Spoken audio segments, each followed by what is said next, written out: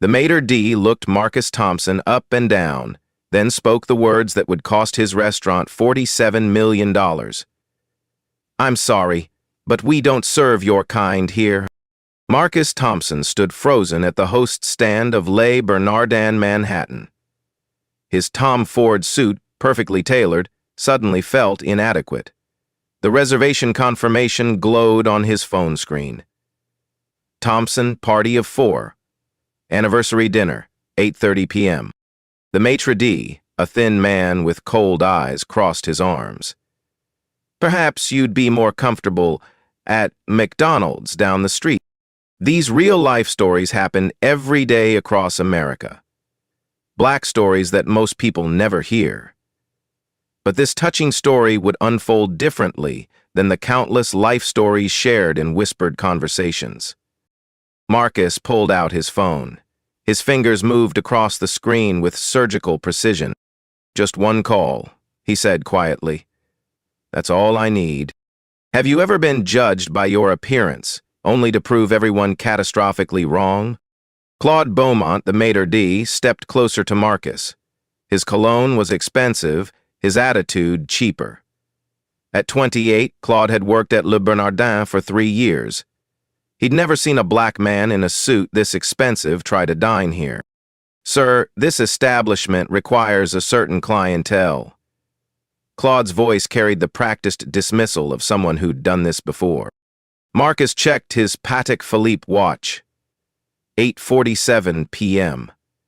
13 minutes until the kitchen closed their special anniversary menu. Sarah would arrive any moment. "I have a reservation," Marcus said, his voice steady. "Thompson, party of 4. Claude glanced at his tablet, then back at Marcus. "I don't see any Thompson reservation. Perhaps you have the wrong restaurant." The lie hung in the air like smoke. At table 12, Isabella Martinez was already live streaming her dinner to her 47,000 Instagram followers. At NYC_foodie_girl had built her brand on exclusive restaurant reviews. When she noticed the commotion at the host stand, she discreetly angled her phone. "Guys, something's happening at the front," she whispered to her audience. The viewer count climbed. 49,000, 52,000. A 42,000. Marcus remained calm.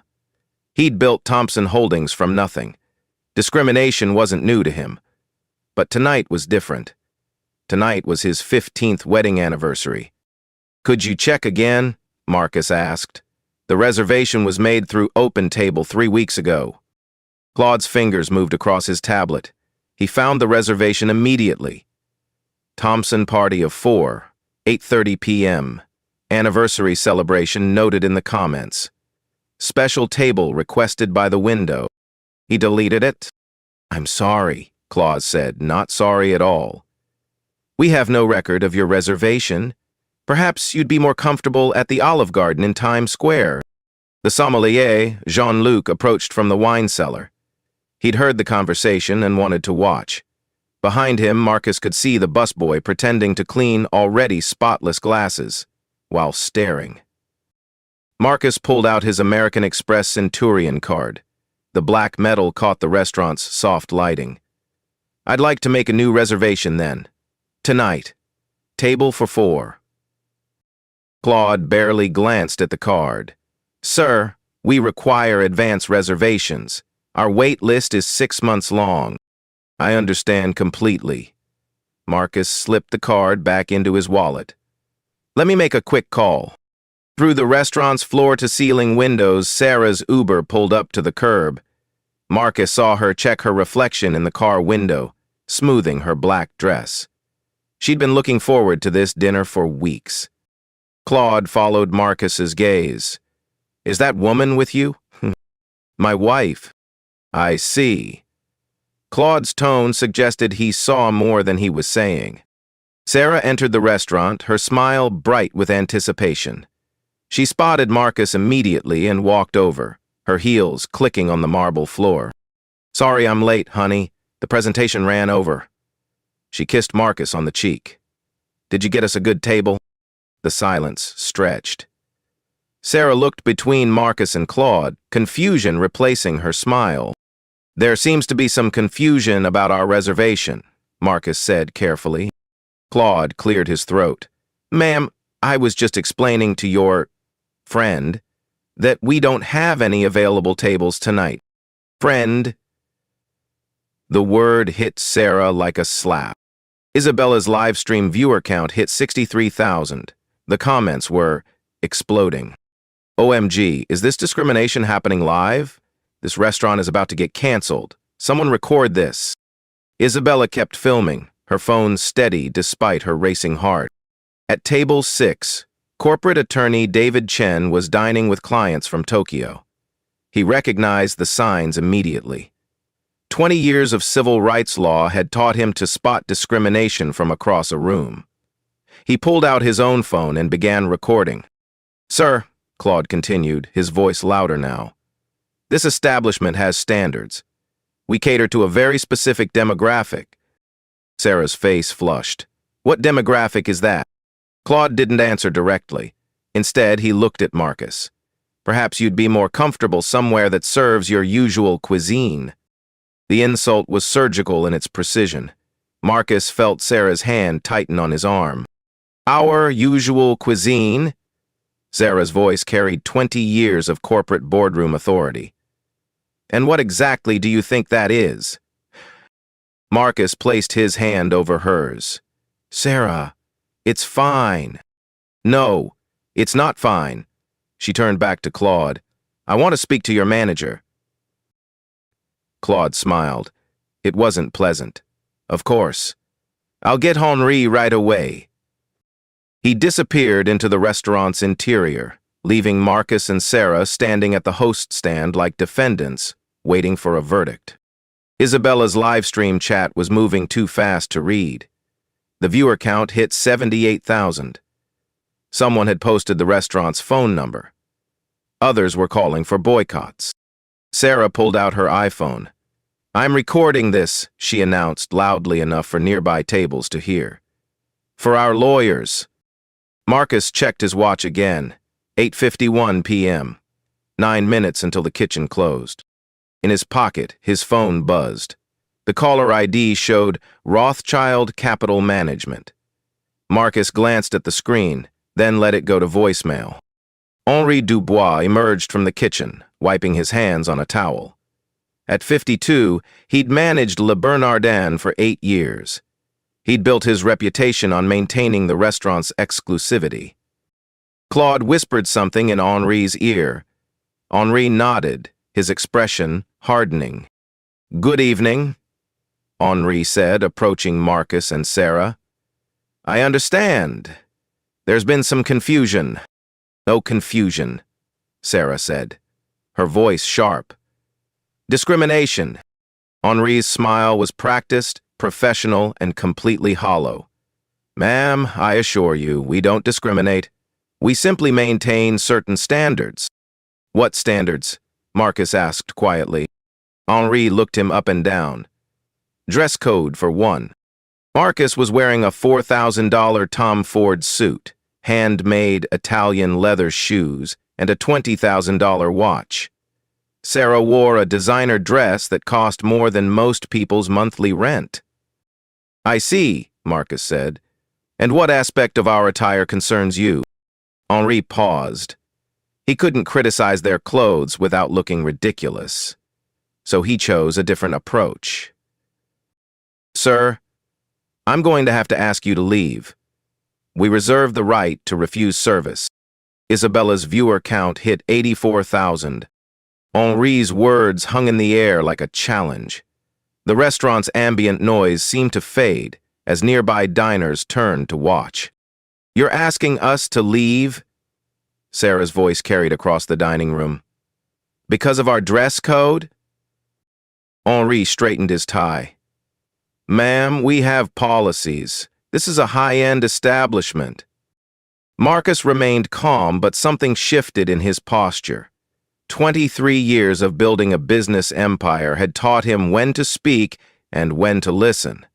Right now, he was listening to everything. Isabella's live stream exploded with activity. 94,000 viewers and climbing. The comments were a blur of outrage and disbelief. Someone call the news. This is 2024, not 1954. Get their names. Isabella whispered to her phone. This is absolutely insane. I'm watching actual discrimination happen live at one of Manhattan's most expensive restaurants. At table 6, attorney David Chen had seen enough. He stood up, excusing himself from his Japanese clients. "Excuse me," he called out, approaching the host's stand. "I couldn't help but overhear. I'm David Chen, employment attorney. What exactly is the issue here?" Henri's jaw tightened. A lawyer was the last thing he needed. "This is a private matter, sir." "Discrimination in a public accommodation is never private," David said, pulling out his business card. He handed it to Marcus. "I specialize in civil rights cases." Claude reappeared from the back office, holding a clipboard. "Security is on the way," he announced. Sarah's eyes widened. "Security? For what?" "Trespassing," Claude said smugly. Marcus checked his watch. 8:54 p.m. 6 minutes until kitchen closing. His phone buzzed again. This time he glanced at the screen. Jonathan Rothschild, partner. He declined the call. Henri noticed the name on the screen. Something flickered across his face. A moment of uncertainty quickly suppressed. "Sir?" "I'm going to count to 10, Henri said. "Then I'm calling the police." "Please do," Marcus said quietly. "I'd like this on record." The restaurant's front door opened. A security guard entered, his uniform crisp, his hand resting on his radio. Behind him, a woman with a press badge hurried through the door. "Janet Williams, Channel 7 News," she announced, her camera operator close behind. "We received reports of an incident here." Isabella's live stream had done its work. Someone in her chat had contacted the local news station. Henri's face went pale. "This is private property. You can't film here." "We're on the sidewalk," Janet replied, positioning herself just outside the entrance. "And we can report on what we observe from public property." The camera operator focused on Marcus and Sarah through the restaurant's glass windows. Marcus pulled out his phone again. This time he answered on the first ring. "Jonathan?" he said, his voice carrying just enough for nearby tables to hear. "Yes, I'm at Le Bernardin. There's been a situation." Henri leaned closer, trying to listen. "The Manhattan restaurant portfolio we discussed last week," Marcus continued.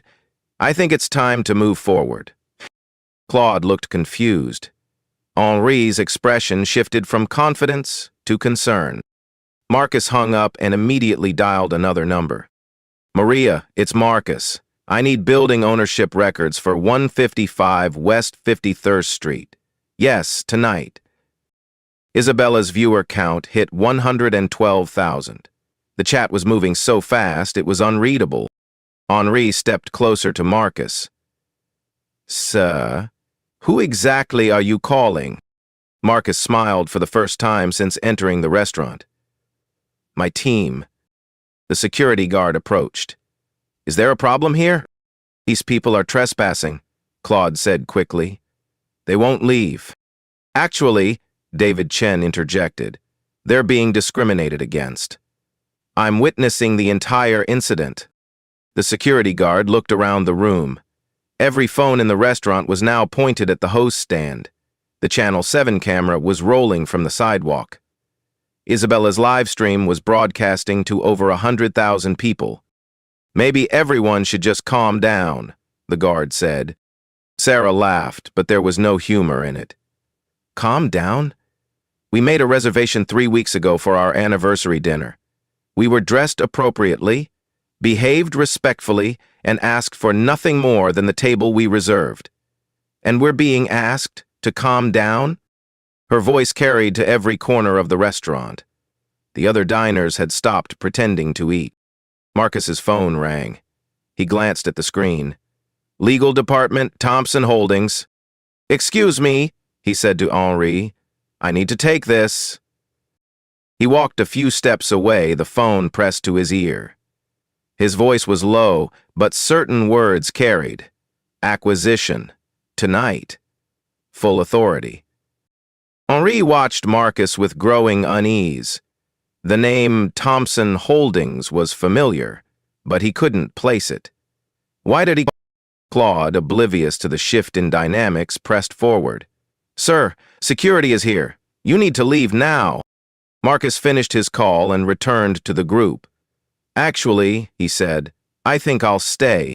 The security guard looked between Marcus and Henri. Sir, if you don't have a reservation— I do, Marcus said. He pulled out his phone and showed the screen. Open table confirmation. Thompson party of 8:30 p.m. I have the email receipt. Claude's face went red. That must be a mistake. Is it? Marcus asked. Or did you delete it? The silence stretched for 10 seconds. In live stream time, it felt like an hour. Henri stepped forward. Even if there was a reservation, we're fully booked tonight. Marcus looked around the restaurant. 3 tables were empty. I see, he said. Well, perhaps you can recommend another restaurant, one that serves people like us. The phrase hung in the air like an accusation. Isabella's chat exploded. He said the quiet part out loud. Screenshot that. Lawsuit incoming. Janet Williams, still reporting from the sidewalk, spoke into her microphone. We're witnessing what appears to be a clear case of racial discrimination at one of Manhattan's most prestigious restaurants. Arrest? Henri realized his mistake. That's not what I meant. What did you mean? Sarah asked. Marcus's phone buzzed with a text message. He glanced at it and smiled. Gentlemen, he said, addressing Henri and Claude. I have an offer for you. Henri frowned. An offer? A business proposition. You might want to hear it. Marcus looked around the restaurant one more time. At the cameras, the phones, the 100,000 people watching live. But first, he said, let me make one more call. He dialed a number and waited. When someone answered, he spoke loud enough for everyone to hear. Yes, this is Marcus Thompson, CEO of Thompson Holdings. I'd like to discuss the acquisition of 155 West 53rd Street, the entire building. Henri's face went white. Tonight, Marcus continued. Full cash offer, above market value. Claude looked confused. Henri looked terrified. Isabella whispered to her live stream. Oh my God, I think he's buying the building. Marcus hung up and looked at Henri. Now, he said calmly, shall we discuss that business proposition? The restaurant fell silent except for the soft jazz playing through hidden speakers. Henri stared at Marcus, his mouth slightly open. You're buying the building? Henri's voice cracked on the last word. Marcus straightened his tie. Actually, I already own it. The words hit the room like a physical force. Isabella's live stream chat erupted into chaos. 128,000 viewers watched as the power dynamic shifted completely. Henri shook his head. That's impossible. This building belongs to Meridian Properties, LLC. Yes, Marcus said quietly. It does. David Chen, the employment attorney, pulled out his phone and began typing rapidly. 30 seconds later, he looked up with wide eyes. Marcus Thompson, he read from his screen, CEO and founder of Thompson Holdings, net worth $2.3 billion, owns 127 restaurants across 15 states. The security guard took a step back. Claude looked like he'd been slapped. Thompson Holdings, David continued, also operates through subsidiary companies, including Meridian Properties, LLC, which owns over 40 commercial properties in Manhattan. And so Paul definitely looked a lot actor to me, like Henri's legs seemed unsteady. He reached for the host stand to support himself. Marcus pulled out his phone and dialed. This time, he put it on speaker. Jonathan Rothschild Capital, came the voice through the speaker. Jonathan, it's Marcus. I'm at the Le Bernardin location. Could you confirm the ownership structure for the record? Of course. Meridian Properties, LLC, which is wholly owned by Thompson Holdings, purchased 155 West 53rd Street in March 2019 for $18.7 million. The current lease agreement with Le Bernardin expires in 63 days. The restaurant's ambient noise had completely stopped. Even the kitchen staff had gathered at the service window to listen. Thank you, Jonathan. Could you also pull the current lease terms? Certainly. Monthly rent is $240,000. The lease includes a clause allowing termination for discriminatory practices on the premises. Henri's face went from pale to green. One more thing, Marcus said. What's the current market value of this property? As of last month's appraisal, $32.4 million. Marcus hung up and looked at Henri. So you see, Monsieur Dubois, this isn't just about dinner anymore. Isabella could barely contain her excitement. Gaius, this is insane, she whispered to her live stream. He owns the building. The CEO owns the entire building. Sarah stepped closer to Marcus, her hand finding his arm. She'd known her husband was successful, but watching him reveal his power like this was something entirely different. Claude, still confused, looked between Henri and Marcus. I don't understand. If you own the building, why didn't you just say so? Marcus turned to face him directly, because a man shouldn't need to own a building to be treated with basic human dignity. The statement hung in the air like a bell that had been struck. Janet Williams, still broadcasting from the sidewalk, spoke urgently into her microphone. This is an extraordinary development. The man being denied service appears to be Marcus Thompson, billionaire CEO, and he owns the building where this restaurant operates. Henri found his voice. Monsieur Thompson, if you had known what, Marcus interrupted, that I was wealthy, that I owned the building, would that have changed how you treated me? Henri opened his mouth, but no words came. Because, Marcus continued, the young black man who comes in here tomorrow night, the one who saved for months to take his girlfriend to dinner, the one who doesn't own a billion-dollar company, he deserves the same respect I do. Isabella's viewer count hit 150,000. The comments were moving too fast to read, but she caught fragments. Gosh, King, make this go viral. Marcus pulled out his phone again and made another call. Maria, it's Marcus again.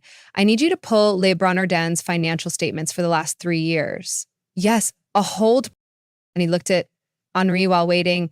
Would you like to know what I know about your restaurant, Mr. Dubois? Henri nodded weakly.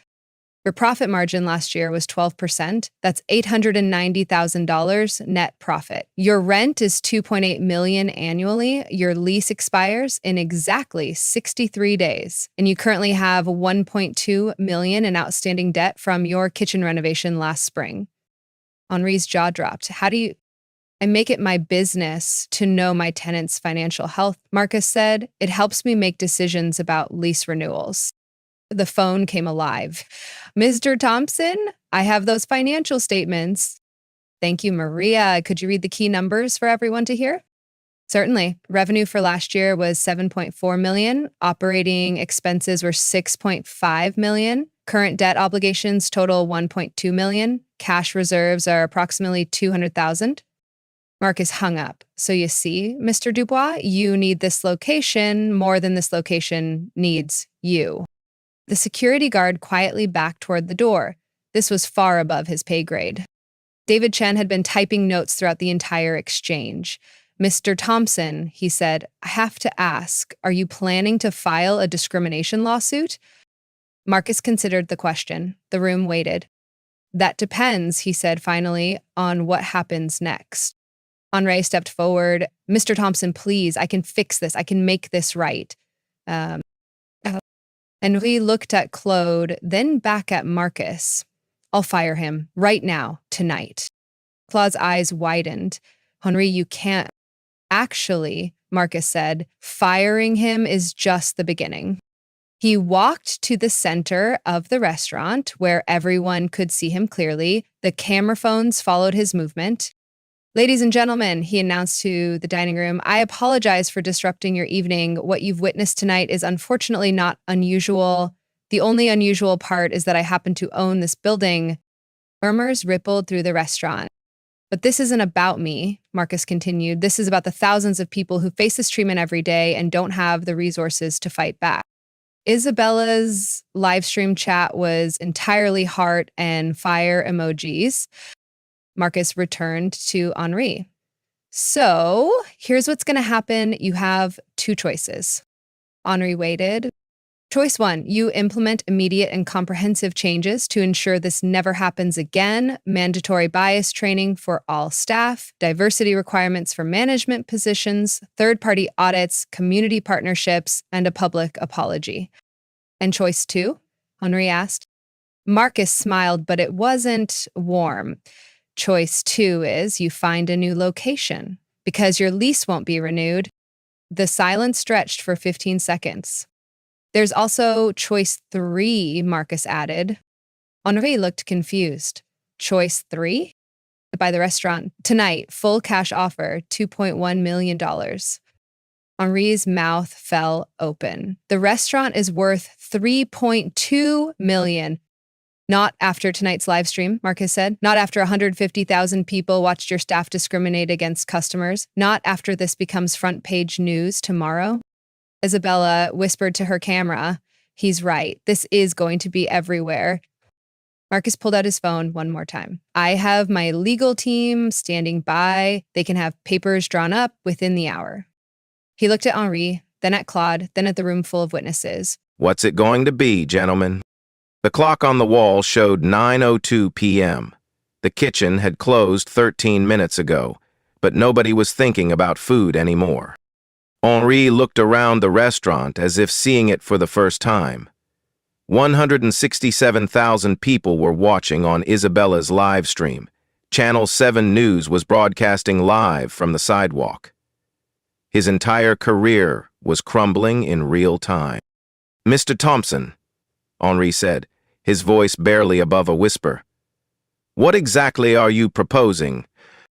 Marcus adjusted his cufflinks, a gesture that somehow made him appear even more commanding. Let's discuss this properly. Is there somewhere we can speak privately? Henri nodded toward the private dining room upstairs. We have a conference room. Perfect. Marcus turned to Sarah. Would you mind waiting here? This shouldn't take long. Sarah squeezed his hand. Handle your business. As Marcus and Henri headed toward the stairs, David Chen stepped forward. Mr. Thompson, as an attorney, I'd advise you to have legal representation present. Marcus smiled. Thank you, but my legal team is already here. He pointed toward table 14, where a woman in an elegant suit had been quietly observing the entire scene. She stood and approached the group. Amanda Richardson, Thompson Holdings General Counsel, she said, extending her business card to Henri. I was having dinner upstairs when I heard the commotion. Henri's hands shook as he took the card. You were already here? Mr. Thompson and I often dine here, Amanda said. Or rather, we used to. The group moved toward the stairs. Isabella followed with her phone, her viewer count now approaching 180,000. Should I keep streaming? She asked Marcus. Absolutely, he replied. Transparency is important. The private dining room was elegant and soundproofed, with a polished conference table that could seat 12. Marcus took the seat at the head of the table. Henri sat across from him, with Claude nervously positioned beside his boss. Amanda Richardson opened her briefcase and pulled out a tablet. Shall we begin with the current financial situation? She swiped through documents on her screen. Lee Bernardin's lease agreement signed June 15, 2019. 5-year term with option to renew. Monthly rent of $240,000. Henri nodded. However, Amanda continued, Section 12.3 of the lease includes a morality clause. Specifically, discriminatory practices on the premises constitute grounds for immediate termination. She turned the tablet toward Henri. Would you like to read the exact language? Henri's face had gone completely white. That won't be necessary. Marcus leaned back in his chair. Amanda, could you also pull up the restaurant's insurance coverage? Certainly. More swiping. Commercial general liability through Hartfield Insurance. Policy limit of $5 million. However, discrimination claims are specifically excluded from coverage. Claude looked confused. What does that mean? Amanda's smile was professionally cold. It means any lawsuit resulting from tonight's incident would be paid out of pocket. No insurance protection. Marcus's phone buzzed. He glanced at it and stood up. Excuse me, I need to take this call. He stepped to the window and answered. Jonathan, what do you have? The conversation was brief, but Henri could hear fragments. Market analysis, comparable sales, depreciation factors. Marcus returned to the table. Gentlemen, I've just received some interesting information about your restaurant's current market value. He sat down and folded his hands. Based on tonight's events and the projected impact on your reputation, the estimated value has dropped significantly. How significantly? Henri asked. Before tonight, a restaurant with your revenue stream and location would be worth approximately $3.2 million. Henri nodded. That matched his own estimates. However, Marcus continued, restaurants that become associated with discrimination lawsuits typically see a 40 to 60% drop in value. Some never recover. Amanda pulled up another document. We've analyzed comparable cases. Denny's in the 1990s, Paula Deen's restaurant empire, most recently, that bakery in Oregon. She showed Henri the screen. Average settlement costs range from $2 to $12 million. Average revenue loss over 5 years ranges from 30 to 70%. Claude was looking increasingly pale. Mr. Thompson, surely we can work something out. Marcus studied Claude for a long moment. What's your full name? Claude Beaumont. How long have you worked in hospitality, Claude? 5 years. And in those 5 years, how many black customers have you served? Claude opened his mouth, then closed it. I'll save you the trouble, Marcus said. According to your reservation system, which I now have access to, you've served exactly 3 black customers in the past 2 years. All of them were celebrities whose names you recognized. He pulled out his phone and showed Claude the screen. This is your Google search history from work computers. How to tell if reservation is fake. Restaurant dress code, discrimination legal. Can restaurants refuse service, minorities? Claude's chair seemed to shrink beneath him. Marcus turned back to Henri. Now, let's discuss solutions. He stood and walked to the window overlooking the street. Below, a small crowd had gathered. News vans from 3 different stations were setting up equipment. Option 1, Marcus said without turning around. I terminate your lease, effective immediately. You have 30 days to vacate. You lose your security deposit, you default on your outstanding loans, and you file for bankruptcy. Henri swallowed hard. Option 2, Marcus continued, still looking out the window. You implement comprehensive reforms. Mandatory bias training for all staff within 15 days, diversity hiring requirements, monthly third-party audits, community partnership programs. And you pay for it all. He turned back to face the table. Option 3, I buy the restaurant tonight. You walk away with enough money to pay your debts and start over somewhere else. Amanda pulled up a contract on her tablet. We took the liberty of preparing purchase agreements for all scenarios. She turned the screen toward Henri. Option 3 would be a cash purchase of $2.1 million. Closing within 72 hours. Henri stared at the numbers. That's barely enough to cover our debts. It's more than you'll have after the lawsuits, Marcus said simply. Amanda added, we've also prepared termination agreements for staff. Claude would receive 2 weeks severance, and a neutral reference letter. Claude looked up sharply. Neutral reference? Meaning we won't mention tonight's incident, Amanda explained. But we also won't provide a positive recommendation. Marcus sat back down.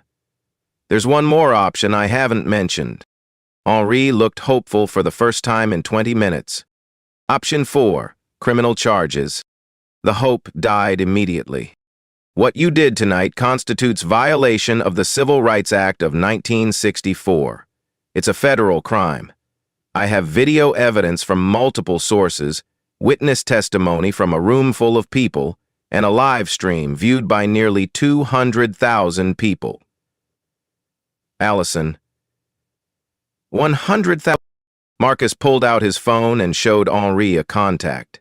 I have the U.S. Attorney for the Southern District of New York on speed dial, James Morrison. We went to law school together.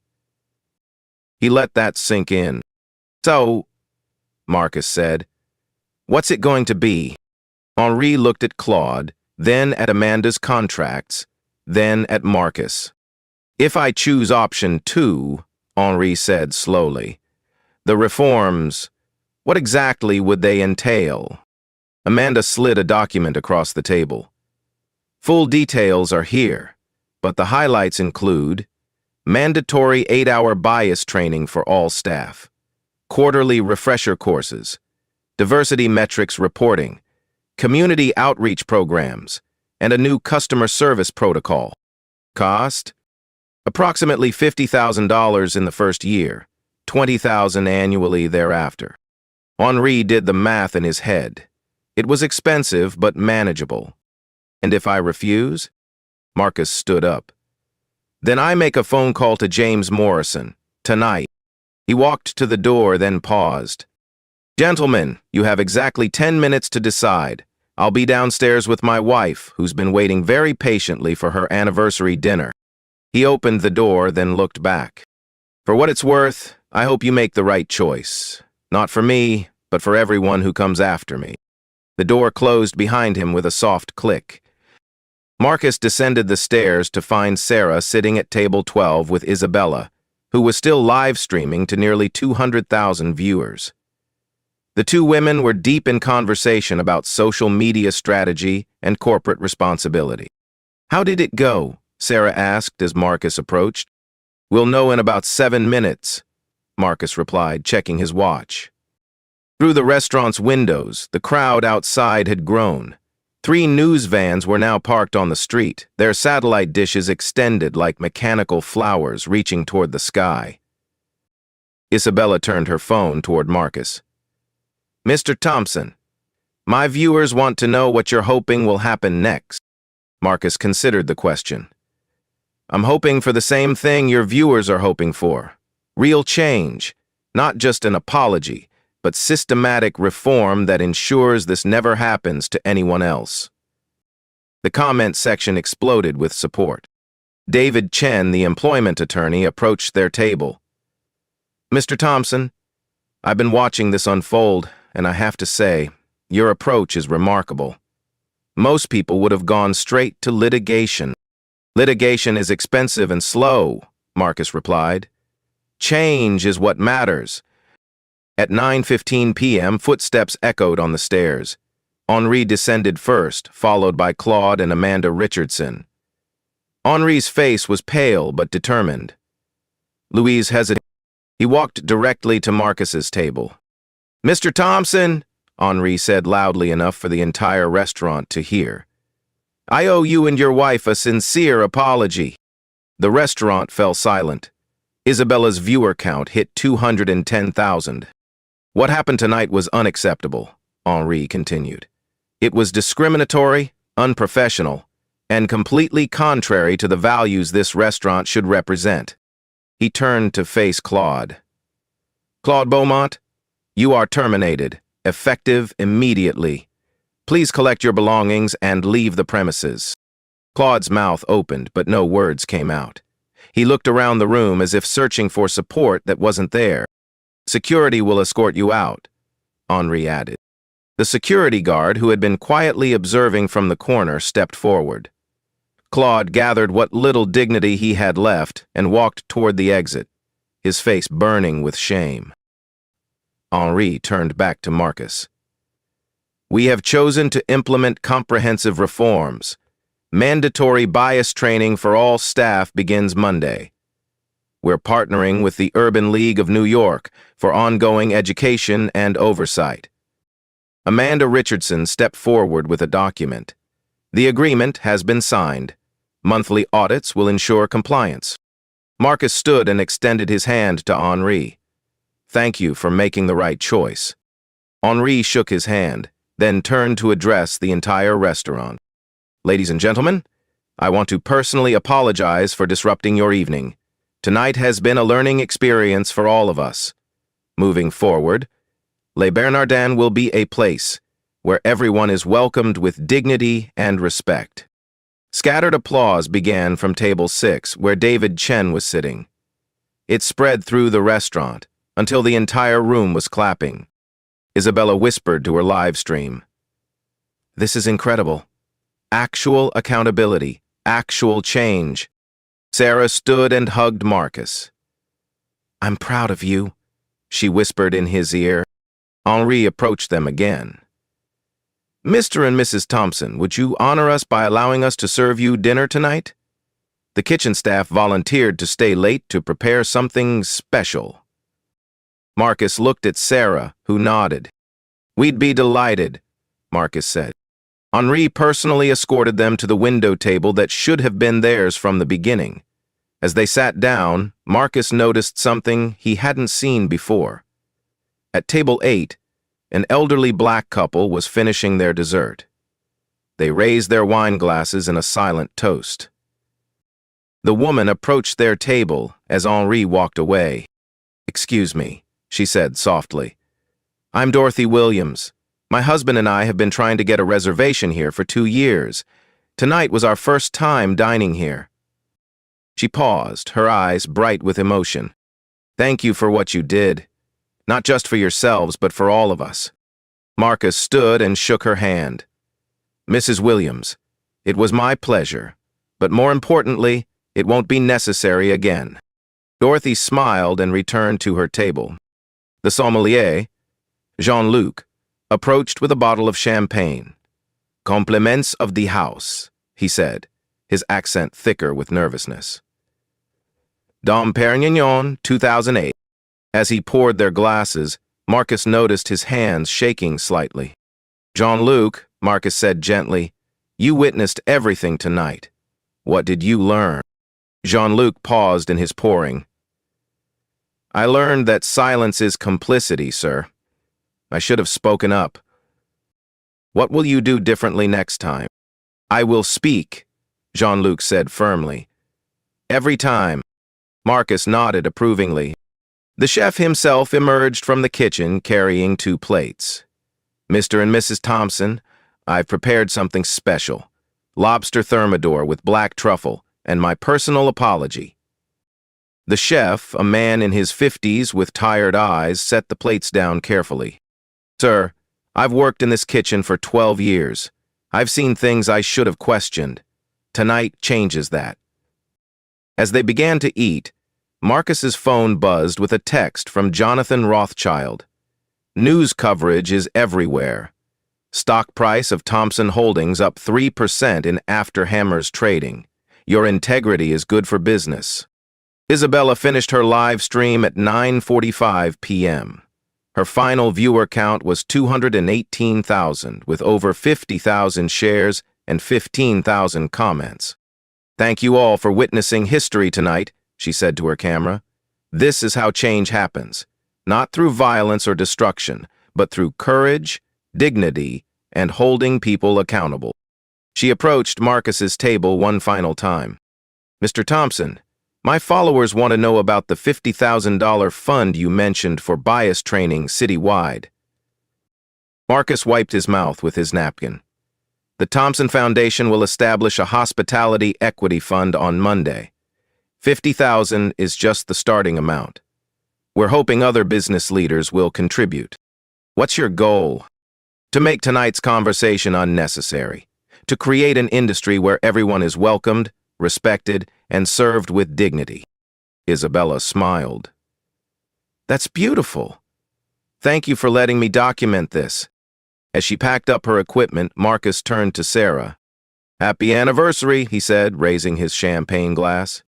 Sarah clinked her glass against his. 15 years of marriage, and you still surprise me. Good surprise or bad surprise? The best kind, she said. The kind that makes me proud to be your wife.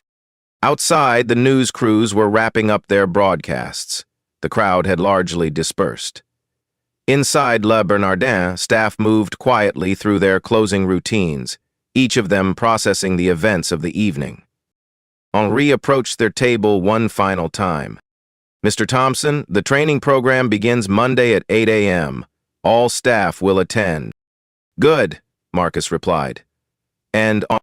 Yes, sir. Thank you for choosing growth over pride. It takes courage to admit mistakes and commit to change. Henri nodded and walked away, his shoulders straighter than they'd been all evening. As Marcus and Sarah finished their anniversary dinner, the restaurant around them transformed. What had begun as a place of exclusion was becoming something different, something better. Change was happening, one conversation at a time. 3 months later, Marcus Thompson stood at the podium of the National Restaurant Association conference in Chicago. Behind him, a slide displayed the words, "Dignity First, Creating Inclusive Hospitality." The audience of 800 restaurant owners and managers listened as he shared the lessons from that night at Le Bernardin. Change doesn't require destruction, Marcus said. It requires courage, accountability, and the belief that everyone deserves respect. In the front row sat Henri Dubois. Since implementing the reforms, Le Bernardin had seen a 15% increase in revenue. The bias training had become a model for restaurants across the city. Isabella Martinez, now a social justice content creator with over 1 million followers, live-streamed the speech. Her original video from that night had been viewed 8.7 million times. The ripple effects continued to spread. The New York Restaurant Association had adopted mandatory bias training requirements. 12 other cities followed suit. The Thompson Foundation's Hospitality Equity Fund had grown to over $2 million, funding training programs nationwide. Most importantly, stories like Marcus's were becoming unnecessary. Dr. Sarah Thompson had started a blog documenting positive restaurant experiences for people of color. Dignity Dining featured establishments that went above and beyond to create welcoming environments. Claude Beaumont had found work at a chain restaurant in Queens. The viral video made fine dining positions impossible, but he'd enrolled in the same bias training program he'd once triggered. His manager reported genuine change in his attitude and behavior. The employment attorney, David Shen, had partnered with the Thompson Foundation to create a legal clinic for discrimination cases. Pro bono representation was now available for those who couldn't afford justice. Janet Williams from Channel 7 News won a regional Emmy for her coverage of the incident. Her reporting had sparked a national conversation about unconscious bias in the service industry. Marcus finished his speech and opened the floor for questions. A young Black woman in the audience raised her hand. Mr. Thompson, what advice would you give to someone who faces discrimination but doesn't have your resources? Marcus smiled. Document everything, know your rights, and remember that dignity isn't dependent on your bank account. You have value, you deserve respect, and there are people who will stand with you. The audience erupted in applause. After the conference, Marcus and Sarah returned to Le Bernardin for dinner. Henri personally seated them at their favorite table by the window. The restaurant looked the same, but everything had changed. The staff moved with purpose and pride. The atmosphere felt genuinely welcoming. Their server, a young Latina woman named Carmen, approached with confidence. Good evening, Mr. and Mrs. Thompson. Welcome back to Le Bernardin. As they dined, Marcus reflected on the journey. What had started as humiliation had become transformation, not just for one restaurant, but for an entire industry. His phone buzzed with a text from Jonathan Rothschild. Thompson Holdings named Corporate Leader of the Year by the NAACP. Stock up another 5%. Doing good is good business. Sarah reached across the table and took his hand. Any regrets? She asked.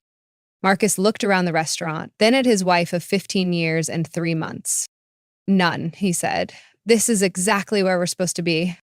These touching stories remind us that real-life stories often have the power to create lasting change. The Black stories that matter most are the ones that transform not just individuals, but entire systems. When we choose education over retaliation, understanding over anger, we create life stories that inspire others to demand better. Tonight, somewhere in America, a young person will walk into a restaurant and be treated with dignity because of what happened at Les Bernardins. That's the real victory. Change is possible, dignity is non-negotiable, and sometimes the most powerful response to discrimination is showing them exactly who you are. Have you ever witnessed discrimination in a restaurant or business? Share your story in the comments below. Let's continue this conversation and support each other in demanding dignity for everyone. If this story moved you, hit that subscribe button and the notification bell. Share this video with someone who needs to see it. Together, we can make these conversations unnecessary. What would you have done in Marcus' situation? Let me know in the comments, and remember to treat everyone you meet with the respect they deserve.